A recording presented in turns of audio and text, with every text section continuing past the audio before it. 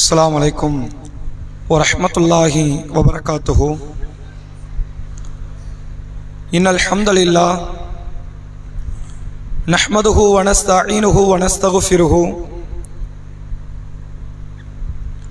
व नऊज़ु बिल्लाहि मिन शुरूरि अनफुसिना व मिन सय्यिआति अअमालिना। मन यहदिहिल्लाहु फला मुदिल्ल लहु वमन युद्लिलहु फला हादिय लह व अशहदु अल्ला इलाहा इल्लल्लाह व अशहदु अन्न मुहम्मदन अब्दुहु व रसूलुहु अम्मा बाद। फ़क़द क़ाल अल्लाहु तआला फ़िल क़ुरआनिल अज़ीम वल फ़ुरक़ानिल मजीद। फ़अऊज़ु बिल्लाहि मिनश शैतानिर रजीम। या अय्युहल्लज़ीना आमनु तक़ुल्लाह हक़्क़ तुक़ातिहि वला तमूतुन्ना इल्ला व अंतुम मुस्लिमून।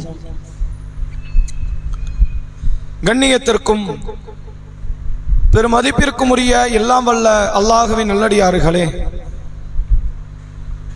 அல்லாஹுடைய பேரருளால் வாரந்தோறும் வெள்ளிக்கிழமை மக்ரிப் தொழுகையை தொடர்ந்து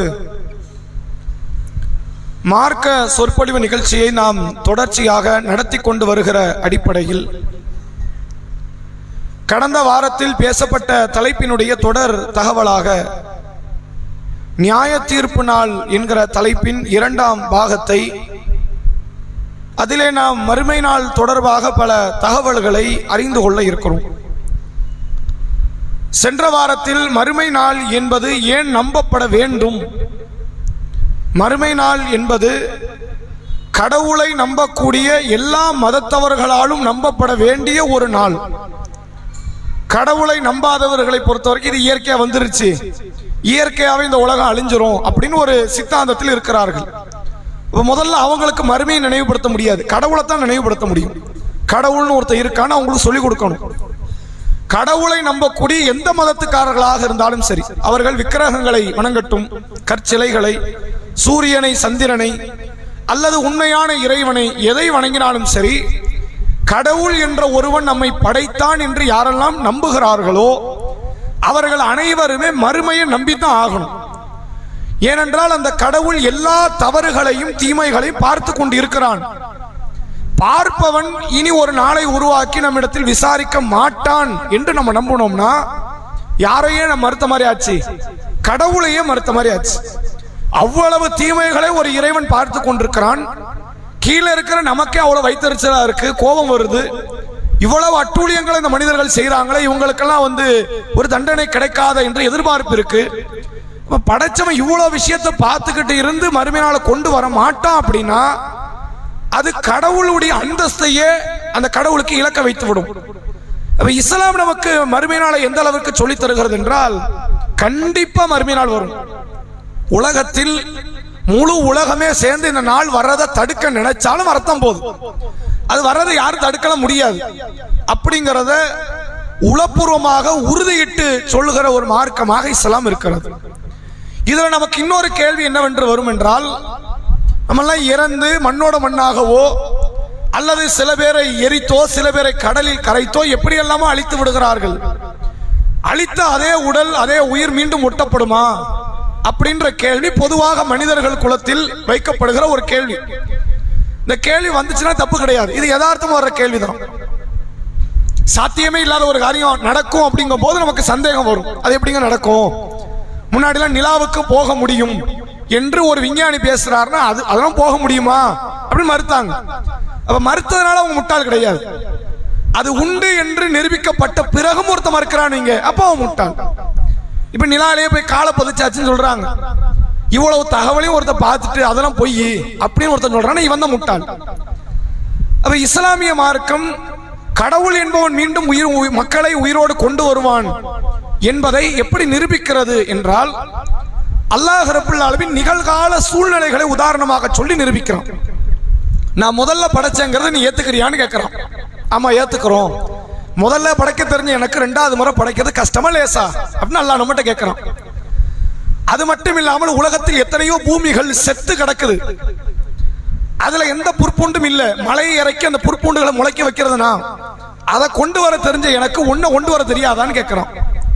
இப்ப இப்படி எத்தனையோ அறிவார்ந்த தத்துவங்களை முன்மொழிந்து மறுமை வர்றது ஒன்றும் அறிவுக்கு பொருத்தம் இல்லாத காரியம்லாம் கிடையாது, அறிவார்ந்த காரியம் தான் என்று குர்ஆனில் நிரூபிக்கிற நிகழ்வையும் நம்ம சென்ற வாரம் பார்த்தோம்.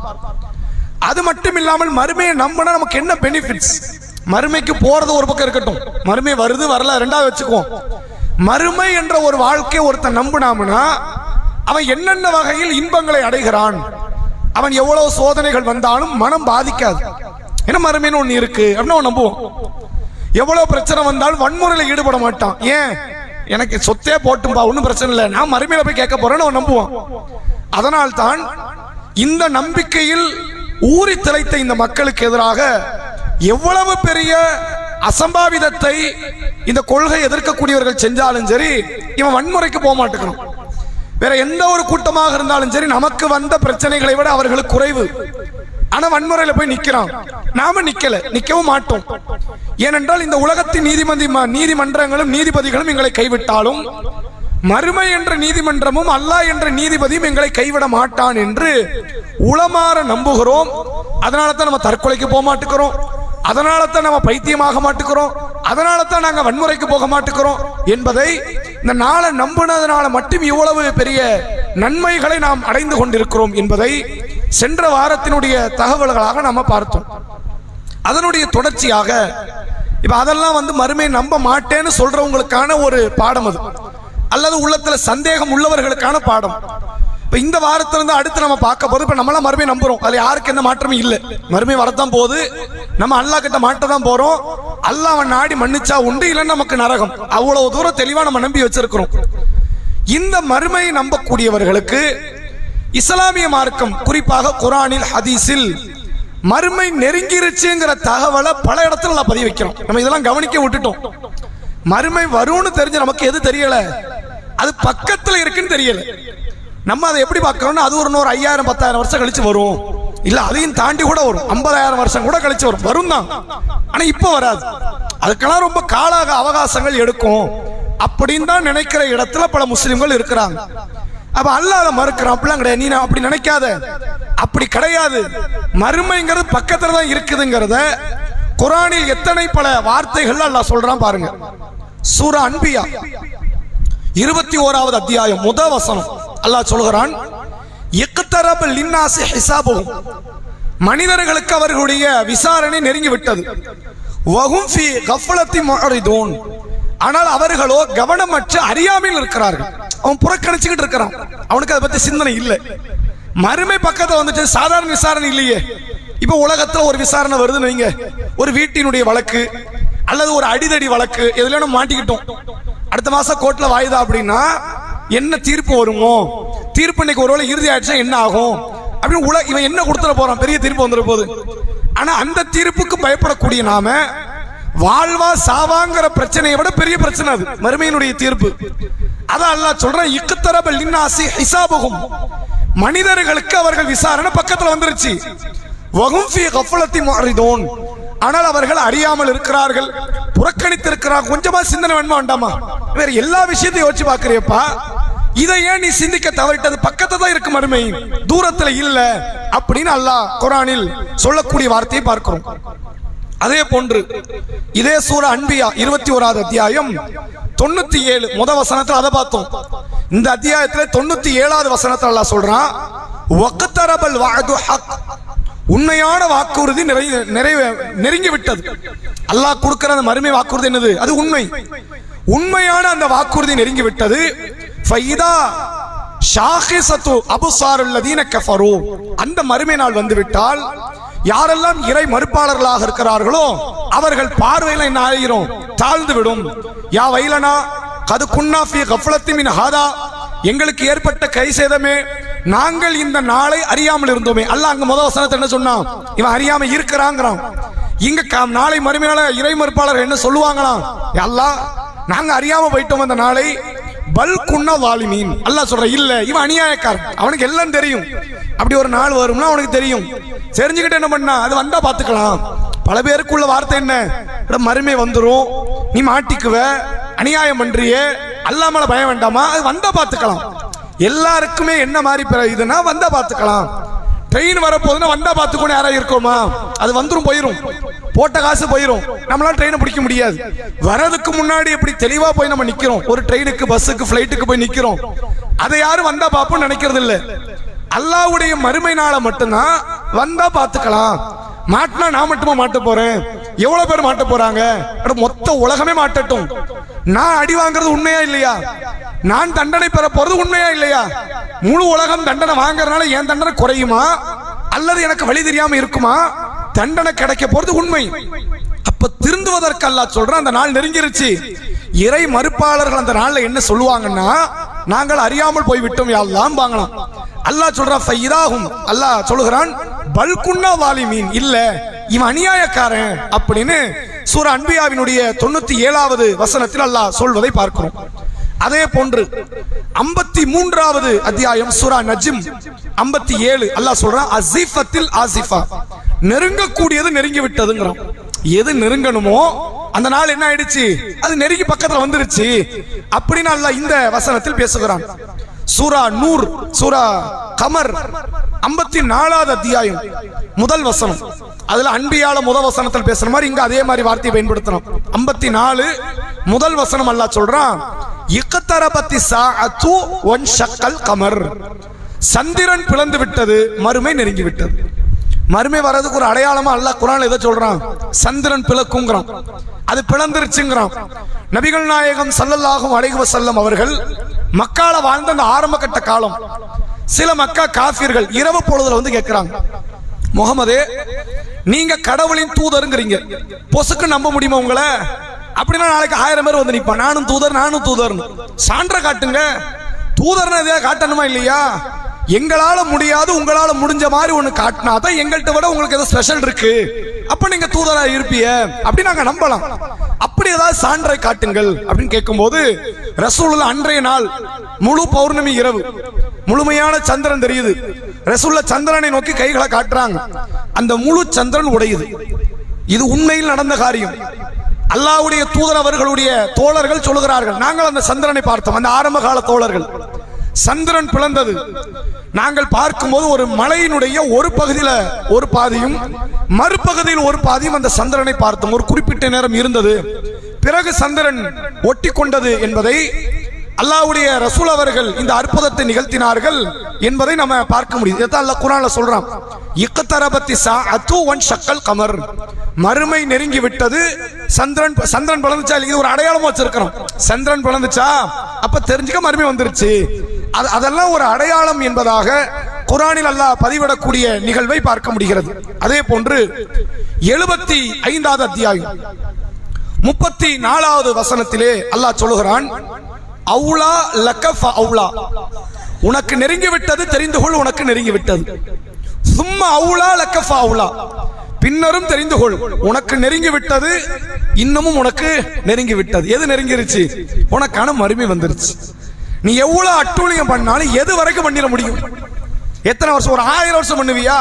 அல்லாஹ் குர்ஆன்ல சொல்றான், யூத சமுதாயத்தவர்களை குறித்து பேசுகிறான். யூதர்கள் ஒவ்வொருவரும் தங்களுக்கு 1000 ஆண்டுகள் வாழ்நாள் வழங்கப்பட வேண்டும் என்று விரும்புறாங்க. யாருக்கெல்லாம் அப்படி கொடுக்கல.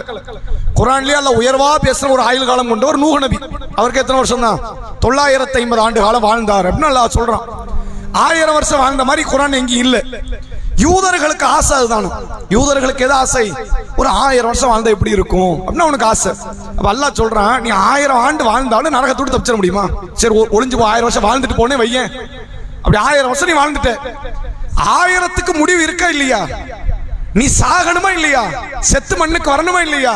அப்ப மாட்டதானே செய்வ. நீ 2000 வருஷமே வாழ்ந்தாலும் என்கிட்ட மாட்டவே மாட்டியா? இந்த 1000ங்கிறது நீ மறுமையோட ஒப்பிடும் போது அற்ப காலம், ஒண்ணுமே கிடையாது. அது இவன் 1000 ஆண்டுகள் வாழ நினைக்கிறான், ஏதோ நரகமே கிடைக்காது, நம்ம 60 வருஷத்துல நரகத்தை மறந்துடுறோம், 1000 வருஷம் வாழ கொடுத்தா என்ன ஆகும், அல்லாவே மறந்துடும். அதெல்லாம் நடக்கும். நீ யாரை மறந்தாலும் மறக்கலைனாலும் வர்ற நாள உன்னால தடுத்துட முடியுமா என்று அல்லாஹ் கேட்கக்கூடிய வார்த்தை நம்மால் பார்க்க முடிகிறது. இதுவெல்லாம் திருமறை குர்ஆனில் மறுமை நெருங்கிருச்சு, இந்த பக்கத்துல வந்துருச்சு அப்படிங்கிற வார்த்தையை அல்லாஹ் சொல்லக்கூடிய நிகழ்வை பார்க்க முடியுது.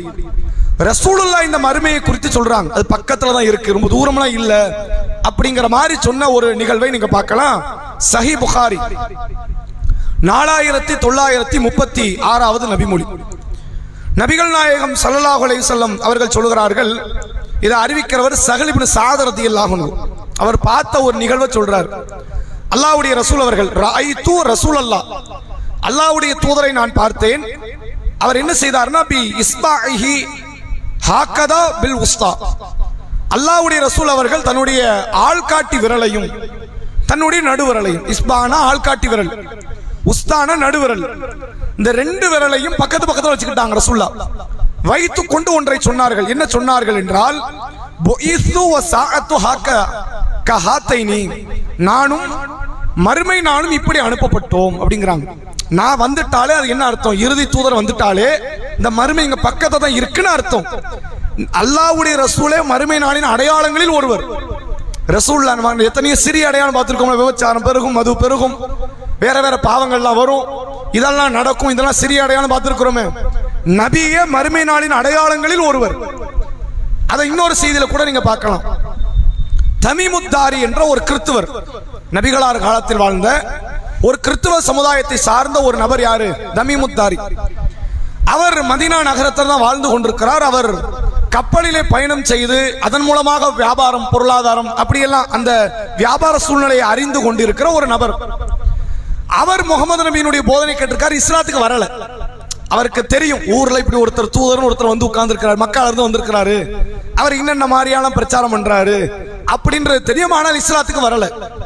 ஒரு நாள் இவர் கடல் வழி பயணம் கப்பல்ல போய்கிட்டு இருக்கும்போது திடீரென்று புயல் காற்று வீசுகிறது, கப்பல் அங்கே இங்கே அலக்களிக்குது. திடீர்னு ஒரு தீவுல போய் நாங்க நிக்கிறோம். அந்த தீவுல சில மக்கள் நாங்கெல்லாம் இறங்கி நிற்கும் போது நான் ஒரு பிராணியை பார்க்கிறேன். அந்த பிராணி எப்படி இருந்துச்சுன்னா, எது தலை எது பிட்டம்னு தெரியாது, உடம்பெல்லாம் முடி. இப்படி ஒரு பிராணி. இந்த கரடிக்கு முடி இருக்கும்ல, சிங்கத்துக்கு முடி இருக்கும், எங்க முடி இருக்குன்னு ஒரு அளவுகோல் இருக்கு. இது உடம்பு முழுக்க முடி இருக்கு. இது தலை எந்த பக்கம் இருக்கு, பிட்டம் எந்த பக்கம் இருக்குன்னு எங்களால் என்ன கண்டுபிடிக்க முடியல. அப்படி ஒரு பிராணி. அந்த பிராணியை பின்தொடர்ந்தே போறேன். அந்த பிராணி என்கிட்ட பேசிச்சுங்கிறார். தமீமுத்தாரி என்ன சொல்கிறார்? அந்த பிராணி என்னிடத்தில் பேசியது. அந்த பிராணி ஒரு குகையின் பக்கம் சுட்டி காட்டுது. அந்த குகைக்குள்ள போனா அங்க ஒரு ஆள் இருக்கிறான், சாதாரண மனுஷன். அவன் எப்படி கட்டப்பட்டிருக்கிறான்னா, அவனுடைய தலை முட்டுக்காலோடு சேர்த்து கட்டப்பட்டிருக்கு, குனிஞ்சு நிக்கிறான். நம்ம ருக்குல குனிவோம்ல, அப்படி இல்லை, அதுக்குன்னு டீப்பா குனியறது. தலையும் முட்டுக்காலும் சேர்த்து கட்டப்பட்டிருக்கிறது. அந்த மனிதனை தமீமுத்தாரி என்பவர் பார்க்கிறார். அப்ப அந்த மனிதன் பேச ஆரம்பிக்கிறான். என்ன சொல்றான் அப்படின்னா, நீங்க எங்க இருந்து வரீங்க? நான் இந்த அரபு குலத்திலிருந்து வரேன். அங்க ஒருத்தர் தூதரும் வந்துட்டாரு. எவ்வளவு டீடைல் பாருங்க. தூதர்னு ஒருத்தர் வந்துட்டாரா, போர்லாம் நடக்குது, ஆமா யுத்தங்கள் நடக்குது. அப்ப நான் வெகு விரைவில் நான் இங்கிருந்து வரக்கூடிய ஒரு நேரம் வரும். நீ யார் என்று கேட்கும்போது, நான் தான் தஜ்ஜால் என்று அவன் பதிலளிக்கிறான். மீண்டும் கடல் பயணத்தை மேற்கொள்கிறார், மதீனா நகரத்துக்கு வருகிறார். ரசூலுல்லாஹ்ட்ட நடந்த தகவல்களை எல்லாம் சொல்லி இஸ்லாத்தை ஏற்றுக்கொள்கிறார் இந்த தமீமுத்தாரி. அல்லாஹ்வுடைய ரசூல் அவர்கள் அப்பதான் தஜ்ஜாலை பத்தி சில நாட்களுக்கு முன்னாடி பேசி வச்சிருக்கிறாங்க. தஜ்ஜால் என்ற ஒருத்தர் இருக்கிறான், வரப்போறான், மோசமான சைத்தானவன் அப்படின்ற பல தகவல்களை சொல்லுகிறார்கள். அப்ப இந்த இடத்துல நீங்க பாருங்க, தஜ்ஜால் என்பவன் சொல்லுகிறான், தமீமுத்தாரி அறிவிக்கிறார். என்ன சொல்றாங்க? அவன் சொல்றான், தூதர்னு ஒருத்தர் வந்துட்டாருன்னா அப்ப பிரச்சனை வந்துருச்சு, நெருங்கிருச்சு. அவர் வந்துட்டாருன்னா அடுத்து என்ன வரப்போகுது? நான் வரப்போற மறுமை நெருங்கி விட்டது என்பதை தஜ்ஜாலும் சொன்ன நிகழ்வாக ஹதீஸிலே நம்மால் பார்க்க முடிகிறது. அதே போன்று ரசூலுல்லாஹ் இன்னொரு அடையாளத்தை சொல்லி மறுமை நெருங்கி விட்டது என்பதை சொல்றாங்க. சஹீஹ் புகாரினுடைய 3346வது நபிமொழி. இந்த செய்தியை அறிவிப்பவர் யாருன்னா, நபிகளாரினுடைய மனைவிமார்களில் ஒருவர் ஸைனப் பின்த் ஜஹ்ஷ் ரலியல்லாஹு அன்ஹு. நபிகளாரினுடைய மனைவிமார்களில் ஒருவர் ஸைனப் ரலியல்லாஹு அன்ஹா. அவங்க அறிவிக்கிறாங்க. அவங்க என்ன சொல்றாங்கன்னா, நான் என்னுடைய அறையில இருக்கிறேன். நபிகளாருக்கான அறையில், அந்த ஸைனப்புக்கான அறையில் அவங்க இருக்கிறாங்க. ரசூலுல்லாஹ் ஒரு முறை வராங்க. அன்ன ரசூலுல்லாஹி ஸல்லல்லாஹு அலைஹி வஸல்லம் தகல அலைஹா ஃபரஅன். அல்லாஹ்வுடைய தூதர் அவர்கள் ஃபஸிஅன், ரசூல் ஸல்லல்லாஹு அலைஹி வஸல்லம் அவர்கள் என்கிட்ட வந்தாங்க. ஒரு கடுமையான பயத்தோடு வர்றாங்க, உள்ள நுழையிறாங்க. கடுமையான பயம் ரசூலுல்லாஹ். அப்படிலாம் நம்ம ரசூலுல்லாஹ் பயந்த மாதிரி நம்ம பார்த்தது இல்லை. அப்படி ஒரு பயத்தோட ரசூலுல்லாஹ் வராங்க. வந்து சொல்றாங்க, யகூலு லா இலாஹ இல்லல்லாஹ். நபி அவர்கள் சொன்னார்கள், லா இலாஹ இல்லல்லாஹ், வணக்கத்திற்குரியவன் அல்லாஹ்வை தவிர வேறு யாரும் இல்லை என்று சொல்லிவிட்டு, வைலுல் அரபி மின் ஷர்ரி கத் இக்தரப, நெருங்கிவிட்ட ஒரு கேடு அது அரபுகளுக்கு விளைய போகுதுங்கிறாங்க. ஒரு கேடு ஒண்ணு வந்துகிட்டு இருக்கு பக்கத்துல. யாருக்கு பெரிய பாதிப்பு? முதல் பாதிப்பு இந்த அரபுகளுக்கு அப்படின்னு ரசூலுல்லாஹ் சொல்றாங்க. ஃபுதிஹல் யௌமு மின் ரத்மி யஅஜூஜ் வ மஅஜூஜ். யஅஜூஜ் மஅஜூஜ் என்ற ஒரு கூட்டம், அந்த கூட்டத்தை பத்தி நம்ம தப்பும் தவறுமா தான் நம்ம மக்கள் நிறைய பேர் நம்பி இருக்கிறாங்க. அவன் குள்ளமா இருப்பான், விரல் சைஸுக்கு இருப்பான், கால் சைஸுக்கு இருப்பான், அப்படிலாம் கிடையாது. அவனும் ஒரு மனித இனம் தான். அதனால தான் அவன் எங்க போறான்? நரகத்துக்கு போறான். அல்லாஹ்வுடைய ரசூல் அவர்கள் சொல்கிறார்கள், அவர்களில் 1000 பேர் நரகம் போனா ஒரு சொர்க்கவாசிங்க சோனத்திற்குள் வராங்கிற தகவலை நமக்கு பதிய வைக்கிறாங்க. அவன் மனித இனத்தில் உள்ளவன், ஆனால் முழுக்க முழுக்க வன்மமும் குரோதம் மட்டும் விளைந்த ஒரு கூட்டம். அவன்கிட்ட சத்திய இஸ்லாத்தை எடுத்து சொல்ல முடியாதுங்கிற அளவுக்கான ஷைத்தான். துல்கர்னைன் என்று அழைக்கப்படுகிற ஒரு மன்னர், இஸ்லாமிய அரசர், அவர் வாழ்ந்த காலத்தில் ஒரு பகுதியில், அது எந்த பகுதின்னு குர்ஆன் திட்டமிட்டு சொல்லலை, இந்த இடம் தான் அப்படின்னு சொல்லலை. ஏதோ ஒரு இடத்தில் துல்கர்னைனுக்கு பறந்து விரிந்த ஒரு பெரும் ஆட்சி பொறுப்பு ஒரு காலத்தில் அல்லாஹ் கொடுத்தான். பெரிய நிலப்பரப்பு. அவர் தன் நிலப்பரப்புல பல மக்களை சந்திக்கிறார். இப்பமே நீங்க பார்க்கலாம், நவீன காலமா இருக்கு. ஆனால் இந்த நாட்டினுடைய ஒரு நாட்டை ஆளக்கூடியவருக்கு கூட எங்கெல்லாம் மக்கள் இருக்கிறாங்கிறது தெரியாது. துல்கர்னைனுடைய காலம், அவர் தன்னுடைய ஆட்சிக்குட்பட்ட இடத்துல பல இடத்துல போகும்போது ஒரு பகுதி மக்களை பார்க்கிறார்கள். அவர்கள் பேச தெரியாதவர்கள், சைகையின் மூலமாக பேசுகிறார்கள். அது தகவல் அறிவிக்கிறாங்க. யாஜூஜ் மாஜூஜ்னு ஒரு கூட்டம் இருக்கிறான். அவன் எங்களுக்கு ஒரே தொந்தரவு கொடுத்துக்கிட்டே இருக்கிறான். எங்களுக்கும் அவங்களுக்கு மத்தியில் ஏதாவது ஒரு தடையை நீங்க ஏற்படுத்தக்கூடாதா, நாங்கள் வரி செலுத்துகிறோம் அப்படிங்கிறாங்க. துல்கர்னைன் சொல்றாரு, எனக்கு நிறைய இருக்கு, நீ கொடுத்துதான் நான் வாழணுங்கிற அளவுக்கு அல்ல என்ன ஆக்கல, நிறைய நான் வச்சிருக்கிறேன், எனக்கு கொஞ்சம் உடல் ரீதியாக உதவி செய்யும். நான் ஒருத்தன் செஞ்சு என்ன பண்ண முடியாது, அந்த கூட்டத்தை தடுக்க முடியாது என்று இந்த துல்கர்னைனும் அந்த மக்களும் ஒன்றிணைந்து செம்பாலும் இரும்பாலான பொருட்களை எல்லாம் உருக்கி அந்த கூட்டம் வரும்போது ஒரு மலை இடுக்களை ஊற்றி அவர்களை மூடி வைத்து விட்டதாக திருக்குர்ஆன் பேசுகிறது.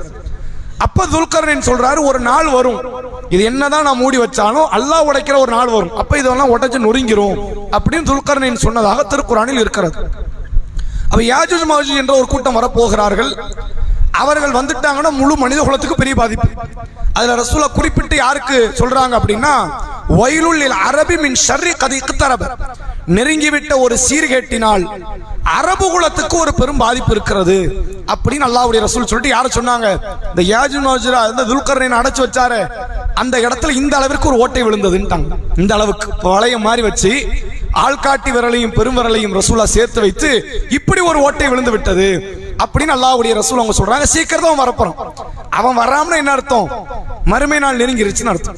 அவன் வரதுக்கு முன்னாடி யார் வரணும்? ஈசா நபி வரணும். ஈசா நபி வரதுக்கு முன்னாடி யார் வரணும்? தஜ்ஜால் வரணும். இதான் அதனுடைய ரூல், ஆர்டர் வைஸ். என்னது? யாஜூஜ் மாஜூஜ் முன்னாடி வரக்கூடாது. யாஜூஜ் மாஜூஜ் வரதுக்கு முன்னாடி ஈசா நபி இங்க இருக்கணும். ஈசா நபி தான் முஸ்லிம் மக்களை அழைப்பாங்க. அடுத்து அல்லாஹ் யாஜூஜ் மாஜூஜ் திறந்து விட போறான், வாங்கன்னு கூட்டு போவாங்க தூர் சீனியா மலைக்கு. ஈசா நபி வரதுக்கு முன்னாடி யார் வரணும்? தஜ்ஜால் வரணும். அவன் 40 நாள் இந்த பூமியில வாழணும். அவனை கொல்ற வேலை ஈசா நபியினுடைய வேலை. அப்ப இந்த தஜ்ஜால் வந்து ஈசா நபி வந்து யாஜூஜ் மாஜூஜ் வரணும். பின்னாடி நடக்கிற ஒரு காரியம். ஆனா ரசூல் என்ன பயந்தாங்க? சீக்கிரம் வர்ற மாதிரி பதட்டம், கடுமையான ஒரு பயம் அல்லாஹ்வுடைய ரசூல் அவர்கள் உள்ளத்தில் இருந்ததை நம்ம பார்க்க முடியுது. ரசூல்லா தொடர்ச்சியாக பேசிக்கிட்டு இருக்கும் போது நபிகளாரினுடைய மனைவி ஸைனப் ரலியல்லாஹு அன்ஹா அவங்க தான் செய்தி அறிவிக்கிறாங்க.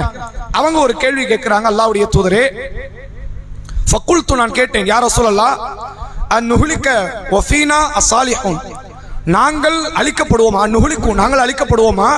வஃபீனா ஸாலிஹூன், நம்ம கிட்ட நல்ல மக்கள் எல்லாம் இருக்கிறாங்க. எவ்வளவு சத்திய சஹாபாக்கள் இருக்கிறாங்க, தியாகிகள், இந்த மார்க்கத்துக்காண்டி போராடக்கூடிய கூட்டம். அவங்க காலம் அப்படிதான் இருந்தாங்க. இந்த காலத்தை அப்படி சொல்ல முடியாது, அந்த காலத்தை அப்படி சொல்ல முடியும்.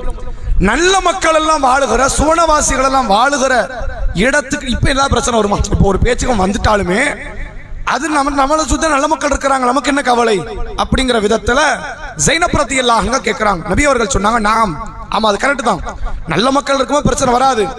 இதா கசுரல் ஹபுஸ், ஒருவேளை தீமை அதிகமாயிடுச்சு அந்த நல்ல மக்கள்லாம் பார்க்க மாட்டான்ல, அந்த சமுதாயத்தை அழிச்சிருவான், அழிக்கிற நிலைமை வந்துடும்.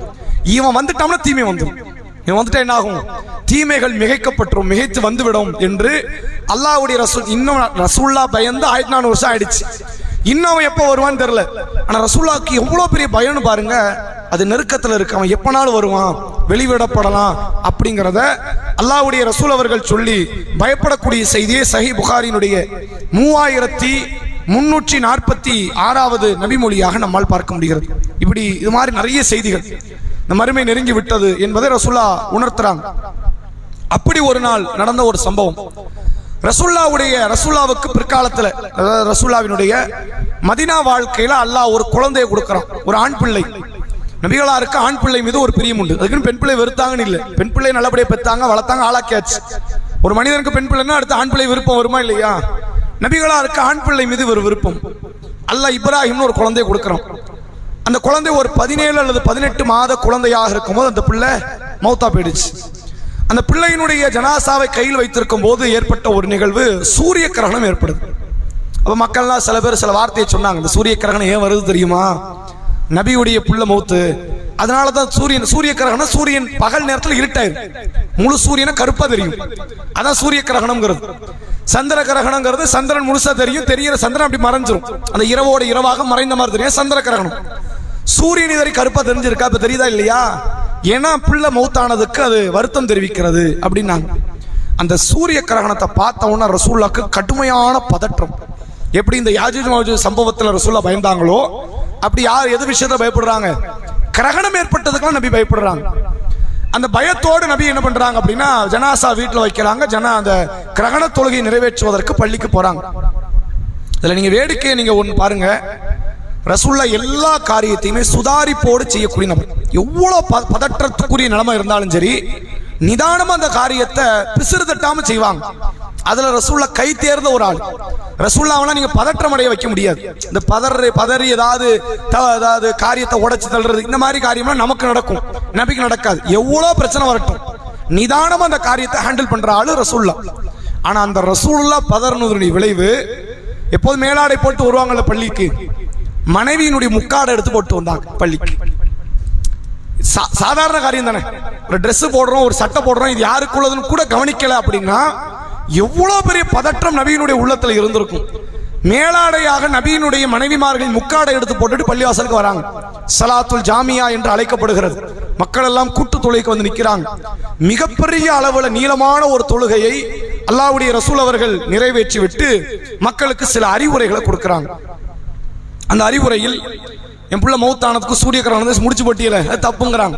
லா என் ஹசிஃபானிலி அஹதின், எந்த ஒருவருக்காகவும் இந்த சூரியனோ சந்திரனோ என்ன செய்யாது, கிரகணம் பிடிக்காது. இவர் பிறந்துட்டாரு அப்படின்னு அது வராது, இவர் மௌத்தாயிட்டாருன்னு வராது. நபியே மௌத்தானாலும் வராது, யாரை மௌத்தானாலும், நபியே மௌத்தானாலும் அது வரப்போறது இல்லை.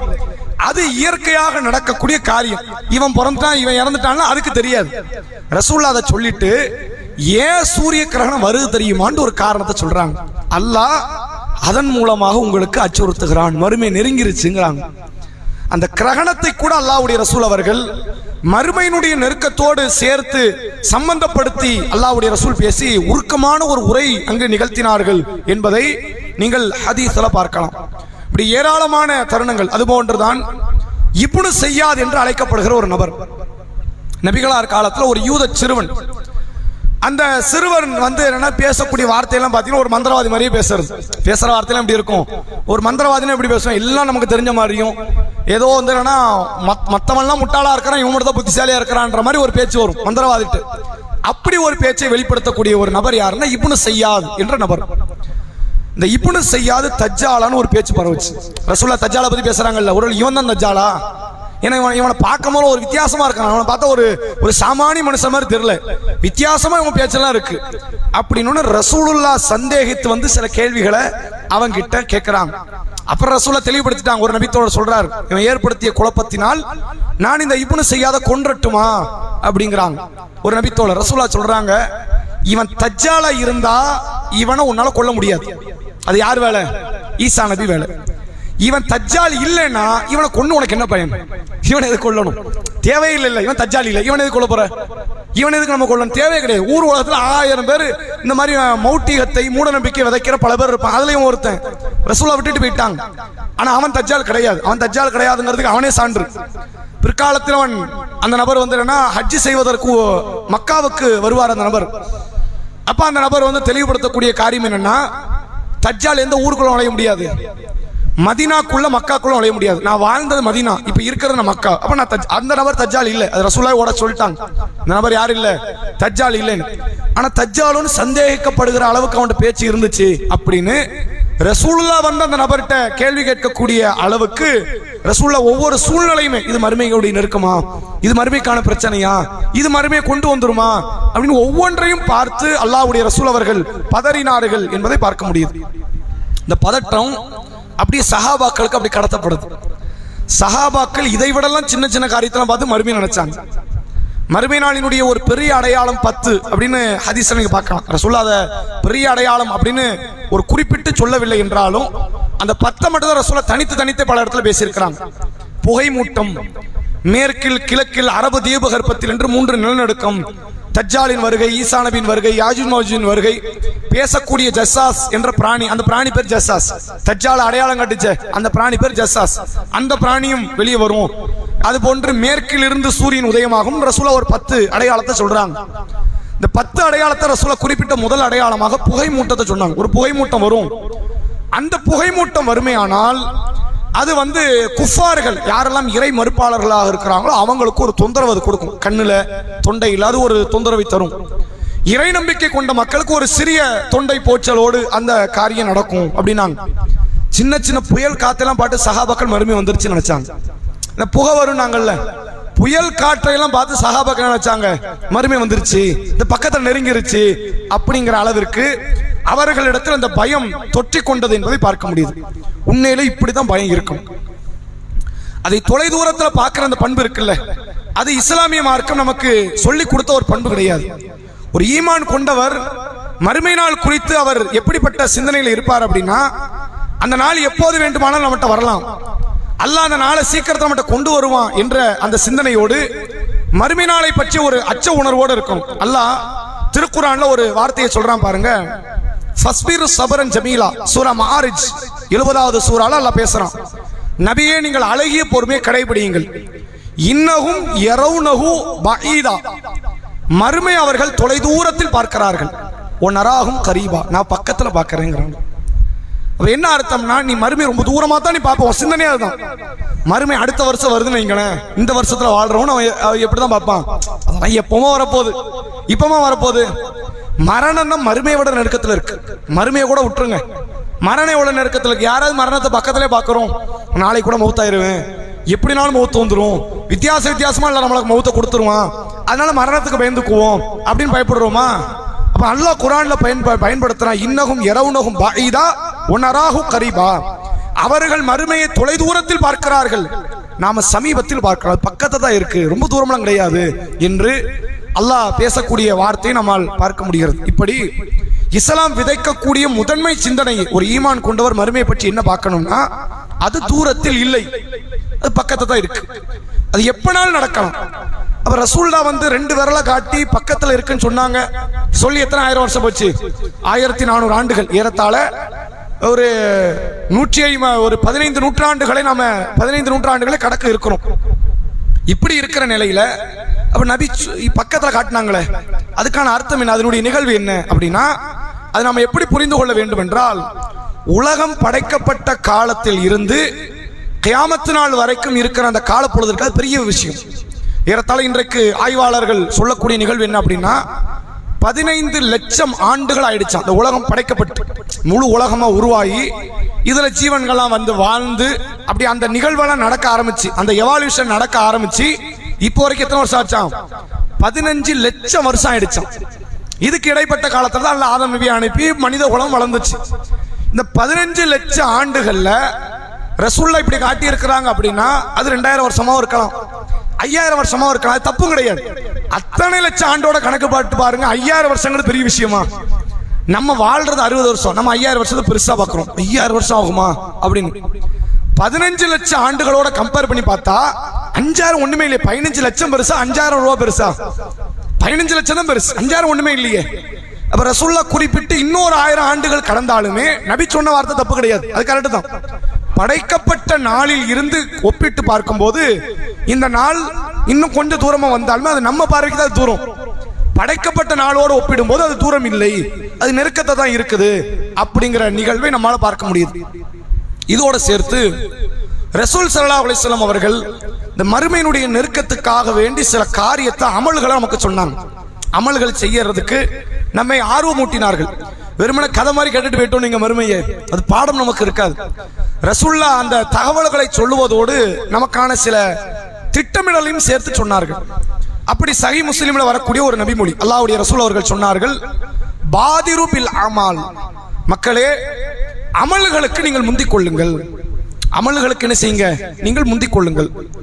ஒரு காலம் வரும், அந்த காலம் வந்துருச்சுன்னா உங்களால் அமல் செய்ய முடியாது. அந்த மறுமையினுடைய நெருக்கத்துக்குரிய அந்த காலம் இருக்குல்ல, அது மோசமான காலம். நீங்க ஈமான பாதுகாத்துட்டு ஓடவே உங்களால் முடியாது. ஈமான பாதுகாக்கவா தொழுகையை பாதுகாக்க வேண்டாம், ஈமான பாதுகாத்தா போதுன்ற ஒரு காலம் வந்துடும். அங்கே எங்க போயிட்டு நீங்க தொழ முடியும், நோன்பு வைக்க முடியும், தான தர்மம் செய்ய ஒன்றும் செய்ய முடியாது. அப்படி ஒரு காலம் வரும். வர்றதுக்கு முன்னாடி என்ன செய்யுங்க, அமல்களிலே நீங்கள் முந்திக் கொள்ளுங்கள் என்று அல்லாஹ்வுடைய ரசூல் அவர்கள் சொல்லக்கூடிய நிகழ்வை பார்க்க முடிகிறது. இன்னொரு இடத்துல ரசூல் இதே வார்த்தை பயன்படுத்தி சொல்றாங்க, ஒரு 6 நிகழ்வு நடக்கும். அதுக்கு முன்னாடி நீங்க என்ன செய்யுங்க, நன்மை அதிகமா செஞ்சுக்கங்க. இப்ப செய்யறதுதான் பொதுவா ஒரு தத்துவம் பேசப்படும். ஒருத்தன் இளைஞனா இருக்கிறான்னு வைங்க, சம்பாதிக்கிற வயசு தான். அவன் 60ல போயிட்டு சம்பாதிக்க முடியாது. அவன் சுகர் மாத்திரையை போடுவானா, சம்பாதிச்சுக்கிட்டு இருப்பானா, நாளைக்கு எல்லா நோயும் வந்துடும். எந்திரிச்சு நிக்க முடியாது, நின்னா உட்கார முடியாது. டாய்லெட்ல இந்தியன் டாய்லெட் வேண்டாம், வெஸ்டர்ன் டாய்லெட் வேணும்ன்ற காலம் வந்துடும். இனி எங்க போய் சம்பாதிக்க முடியாது. 25, 30, 40ங்கிற இந்த காலத்துல நீ சம்பாதிச்சு கொஞ்சம் உனக்குன்னு சேர்த்து வச்சுக்கிட்டாதான் அந்த காலத்துல உனக்கு பயன்படும் அப்படிங்கிற இந்த வார்த்தையை பல பேர் பேசுவாங்க. அல்லாஹ்வுடைய ரசூல் இதான் சொல்றாங்க. நீங்க ஒருவேளை உங்கள் ஆயுள் காலம் கூடலாம், நீங்க 200 வயசு வரைக்கும் கூட வாழலாம், மறுமை நாள் நெருக்க வரைக்கும் கூட இருக்கலாம். ஆனா அப்ப நீங்க இருந்தீங்கன்னா உங்களால் என்ன செய்ய முடியாது, உங்களால் நன்மைகள் செய்ய முடியாது. நன்மைகள் செய்வதற்கான ஒரு காலம் இந்த மறுமை நெருங்கலங்கிற கால பொழுது இருக்க, இப்பவுமே நன்மை செஞ்சிருங்க அப்படின்னு அல்லாஹ்வுடைய ரசூல் அவர்கள் சொல்கிறார்கள். ஒரு 6 காரியத்தை குறிப்பிடுறாங்க. அந்த சூரியன் மேற்கிலிருந்து உதயமாவதோ, புகை மூட்டம் வருவதோ, தஜ்ஜால் வருவதோ, யாஜூஜ் மாஜூஜ் வருவதோ, இது மாதிரியான காரியங்களை எல்லாம் குறிப்பிட்டு, அல்லது உங்கள் மௌத் வருவதோ, இதெல்லாம் வரது இருக்கட்டும். சரி, அது ஒரு 2000 வருஷம் கழிச்சு வரட்டுமே. தஜ்ஜால்லாம் வருது 2000 வருஷம் கழிச்சு வரட்டும். மௌத் 2000 வருஷம் கழிச்சா வரும். என் மௌத்தோ உங்க மௌத்தோ அதுவும் 2000 வருஷம் கழிச்சா வரப்போகுது. அப்படிலாம் இல்லை, நாளைக்கு நடக்கலாம், இன்னைக்கு நடக்கலாம், இன்னைக்கு இரவு தாண்டாம கூட இருக்கலாம். மௌத் எப்பனாலும் வரும்ல, அது சொல்லாம கொள்ளாம தானே வரும். அப்படி கூட உங்களுக்கு இந்த அமல்களை செய்ய முடியாத ஒரு காலத்தை நீங்க அடைஞ்சிருவீங்க. அதனால் அதற்கு முன்னதாக நீங்கள் அமல்களை செய்து கொள்ளுங்கள், தேடிக்கொள்ளுங்கள் என்று அல்லாஹ்வுடைய ரசூல் அவர்கள் ஆர்வமூட்டக்கூடிய நிகழ்வை பார்க்க முடியுது. இதே மாதிரி இந்த அமல்கள் ரசூல் தர்மத்தை குறிப்பிடுறாங்க. தர்மத்தை என்ன குறிப்பிடுறாங்க அப்படின்னா, மக்களே சீக்கிரமா தர்மம் பண்ணுங்க. உங்களுக்கு காசு பணம்லாம் இருந்துச்சுன்னா எவ்வளவு அல்லாஹ்வுடைய பாதையில உங்கள் தேவைக்கு போக, தேவைக்குன்னு கொஞ்சத்தை எடுத்து வச்சுக்கோங்க, அது போக எவ்வளவு தர்மங்கள் செய்ய முடியுமோ தர்மம் பண்ணுங்க. ஒரு காலம் வரும், நீங்க தர்ம பொருளை எடுத்துட்டு ஒரு ஏழை மனிதனை போய் பார்க்க போவீங்க. அவன் என்ன சொல்லுவான் தெரியுமா, நேத்து நைட்டு நீ வந்திருக்க கூடாதான்னு கேட்பான். ஓவர் நைட்ல அவன் வாழ்க்கை எப்படி மாறிடுச்சு, தலைகீழா மாறிடுச்சு. இப்ப நான் கொடுக்குற இடத்துல இருக்கிற நீ வேணுமே, நீ வாங்கிக்கிறியாங்கிற மாதிரி காலம் வந்துடும். அப்ப நீங்க எங்க போய் தர்மம் செய்ய முடியாது. தர்மம் அல்லாஹ்வுடைய கோபத்தையே தணிக்கிற ஒரு முக்கியமான அமல்கள்ல ஒன்று. அது யாரும் மறுக்க முடியாது. ரசூல் ஸல்லல்லாஹு அலைஹி வஸல்லம் அவர்கள் சொன்னார்கள், அதாவது இத்தக்கின்னார் உலவு பிஷக்கி தம்ரா, பேரிச்சம்பளத்தினுடைய ஒரு துண்டை தர்மம் செய்தாவது நரகத்திலிருந்து உங்களை நீங்கள் தற்காத்துக் கொள்ளுங்கள். நாங்க அப்ப நரகத்தை விட்டு தற்காக்கிற அளவுக்கான ஒரு வேல்யூபிள் ஒரு அமல்னா என்னது, அது தர்மம். அந்த அமலை செய்யறதுக்கு ஒரு காலம் இருந்தா நீ செய்ய நினைப்பா, நான் அங்க வாங்க ஆள் இருக்காது, வாங்கலன்னு யார்ட்ட கொண்டு போய் கொடுப்பீங்க. தர்மத்தை வாங்கவே ஆள் இல்லைன்னா யார்ட்ட கொடுக்கறது? ஒருத்தர் ஏழை, அனாதை, ஒரு விதவை பெண், ஒரு மூல வளர்ச்சி இல்லாத ஒரு நபர், இப்படி யாராவது ஒருத்தர் இருக்கணுமா இல்லையா? யாருக்குமே அங்க தேவையில்லைன்னா அப்படி ஒரு காலம் வரும். அந்த காலத்தை அடையறதுக்கு முன்னாடி தர்மங்களை நீங்கள் செய்து கொள்ளுங்கள் என்று ரசூல் அந்த மறுமை நெருக்கத்துக்காக வேண்டிய அமல்களை குறித்து சொல்றாங்க. ஒரு இடத்துல பொதுவா அமல்ங்கிறாங்க. ஒரு காலம் வரும் அமல் செய்யலாம் முடியாது, ஈமான காப்பாத்திட்டு ஓடணும். தஜ்ஜால் ஒரு பக்கம் வந்தா நீ வேற பக்கம் ஓடணும், அவனால நீ எதிர்கொள்ள முடியாது. நீ ஈமான காப்பாத்த ஓடுற ஒரு காலத்தை நீ எங்க போய் நின்று தொழுவ, நோம்பு ஒண்ணும் பண்ண முடியாது, ஹஜ் பண்ண முடியாது. அப்படி ஒரு காலமா மாறிடும். அதனால அமல்களை செய்து கொள். இன்னொரு காலம் வரும், அந்த காலத்தில் பெருமளவுல செல்வம் மக்கள்கிட்ட இருக்கும், நீ ஏழையை பார்க்கவே முடியாது. அவன் உன் பக்கம், அதாவது எவ்வளவு பணம் இருந்தாலும் இந்த கஞ்ச புத்திங்கிறது யாருக்கும் மனசுன்னு மாறாது. அப்படித்தானே? பெரிய பணக்காரனா இருப்பான், அவனால எல்லாம் முடியும். ரேஷன் கடையில் கொடுக்குற ஒரு வேஷ்டி காண்டி வந்து நிற்பான், கார்ல வந்து நிற்பான். விடுவானா, சும்மா விடக்கூடாது, நமக்கு கிடைக்கிறது நம்ம உரிமையை விடுவானே அப்படின்ற மாதிரி வந்து நிற்பாங்க. இது வந்து என்ன, மனிதனுடைய ஒரு பொதுவான தன்மை. என்ன கிடைச்சாலும் வாங்கணுங்கிற சிந்தனை. ஆனா எவ்வளவு கிடைச்சாலும் வாங்க மாட்டேன்னு நினைக்கிறான்னா அவன் எவ்வளவு இருந்திருக்குன்னு வச்சு பாருங்க. நீ கொடுத்தா கூட வேண்டாம் அப்படின்னு அவன் சொல்றான். அப்படின்னா அப்படி யாரு இங்க எந்த பணக்காரன் அப்படி பேசுறல. சில பணக்காரர்கள் தன்னுடைய சுயமரியாதை காப்பாற்றக்கூடிய இடத்துல இருக்கிறவங்க சில பேர் உண்டு. சில பேர் பணக்காரங்க இருப்பாங்க, பேங்க் அக்கௌண்ட்ல பார்த்தா 10 லட்சம் 50 லட்சம் வச்சிருப்பாங்க, ரேஷன் கடை சேலையை கூட விடுறது இல்லைன்ற மாதிரி வந்து நிற்பாங்க. அந்த அந்த கருமி புத்திங்கிறது உள்ளத்துல எப்போதுமே இருக்கும். அப்படிப்பட்ட மனிதர்கள் கூட மாறிடுறாங்க. நான் தர்மம் வாங்க மாட்டேன்ற இடத்துக்கு வராங்கன்னா அந்த காலம் உங்களால் தர்மத்தின் மூலமாக நன்மை அடைய முடியாது என்பதை அல்லாஹ்வுடைய ரசூல் அவர்கள் சொல்லி அமல்களின் பக்கம் ஆர்வமூட்டக்கூடிய நிகழ்வை பார்க்க முடிகிறது. அதே போன்று ரசூல் அந்த பசுமையான காரியத்திற்கு ஆர்வமூட்டுறாங்க. இஸ்லாத்துல பசுமையை ஏற்படுத்துற நிகழ்வு இருக்குல்ல, அதுக்கு நிறைய ஆர்வமூட்டப்பட்ட தகவல்கள் இருக்கு. செடி நட்டி வைக்கணும், மரத்தை நடணும், அதே மாதிரி வந்து பூமிகளை விவசாய பூமிகளாக மாற்றணும் அப்படிங்கிறதுக்கு இஸ்லாத்துல நிறைய ஆர்வமூட்டப்பட்ட தகவல்கள் இருக்கிறது. நபி அவர்கள் சொன்னார்கள், ஒரு மனிதன் ஒரு மரத்தை நடுகிறான், அந்த மரத்தின் மூலமாக அவன் எப்படியெல்லாம் சதக்கா கூலியை பெறான்னு பாருங்கன்னு சொல்லிட்டு ரசூலுல்லாஹ் சொல்றாங்க. அவன் எப்படி அடைகிறான்னா, ஒரு பறவை கூடு கட்டும், நீ இடம் கொடுத்தியா அதுக்கு ஒரு சதக்கா. ஒரு பறவை வந்து நிழலுக்காக, ஒரு மனிதன் நிழலுக்காக ஒதுங்குவான், அது ஒரு சதக்கா. ஒரு பறவை அந்த பழத்தை சாப்பிடும், காயோ மலரையோ சாப்பிடும், அது ஒரு சதக்கா.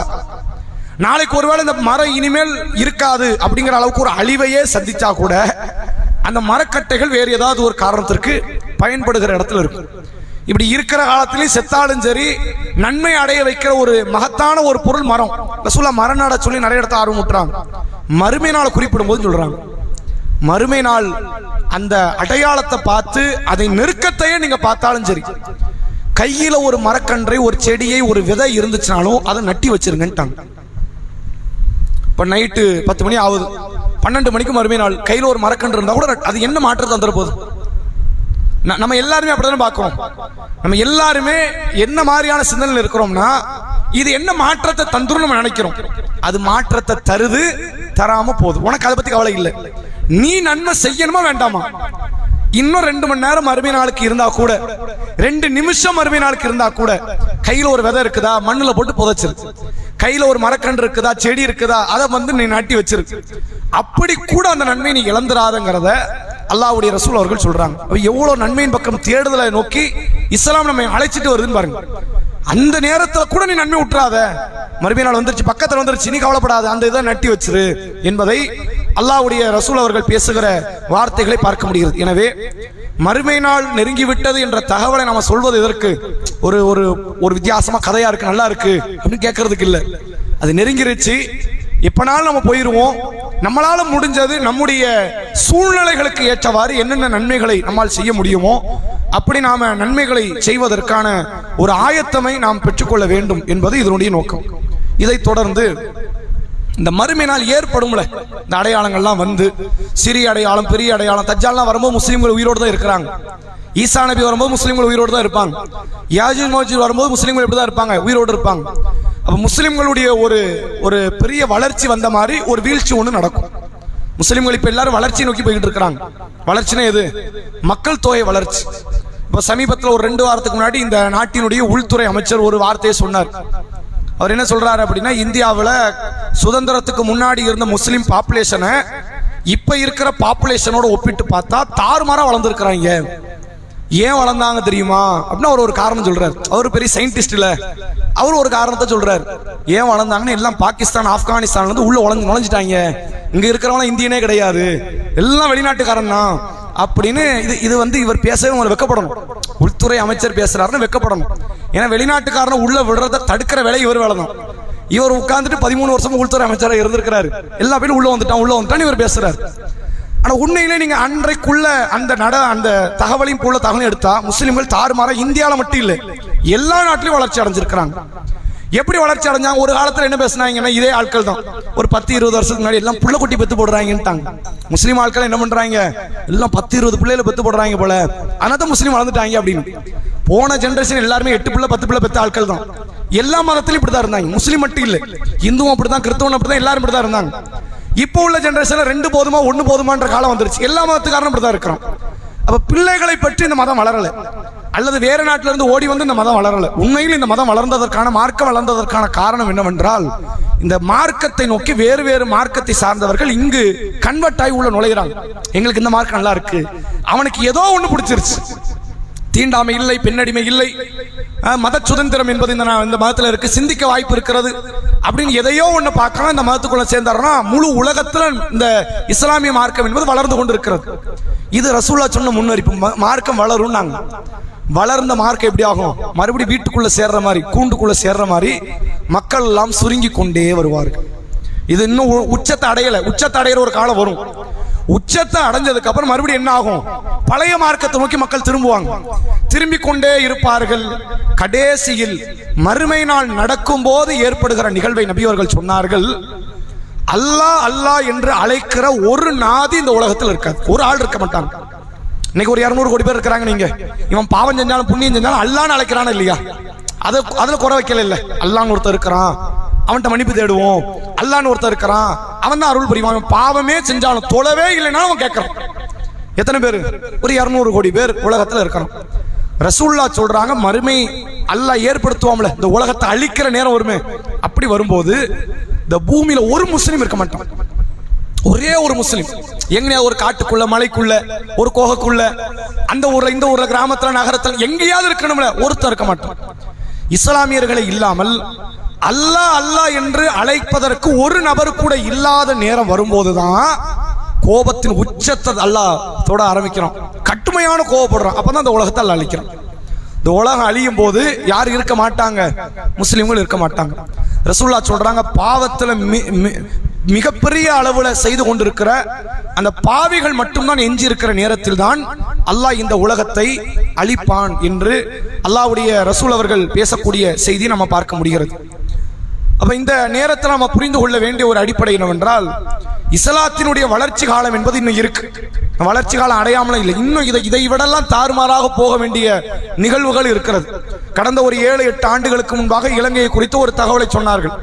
2050 இலங்கையை ஆட்சி செய்கிற ஒரு மதமாக, மார்க்கமாக ஒன்று இருக்கும்னா அது இஸ்லாம் இருக்கும் அப்படின்ற ஒரு வார்த்தை. இதுவரை இலங்கைக்கு இல்லை. இதுதான் இந்தியாவுக்கு நிலைமை, இதுதான் ஜப்பானுக்கு நிலைமை, இதுதான் ஆஸ்திரேலியாவுக்கு நிலைமை, இதுதான் அமெரிக்காவுக்கு நிலைமை. எல்லா நாடுகளுமே அப்படிப்பட்ட ஒரு பகுத்தறிவு மிக்க சிந்தனையான இந்த மார்க்கத்தை நோக்கி தான் நகர்ந்து கொண்டே வருகிறார்கள். அது காலப்பொழுதுல மிகப்பெரிய அளவில் ஒரு எழுச்சியை இந்த மார்க்கத்தினுடைய மக்கள் காண்பார்கள் என்பதை மார்க்கமே சொல்லித் தருது. எழுச்சியை எந்த அளவிற்கு காண்கிறார்களோ அந்த அளவிற்கு வீழ்ச்சி நடக்கும். எந்த அளவுக்கு நடக்கும்னா, ஒரு நபர்கிட்ட இருந்து மார்க்க ஆரம்பிச்சது.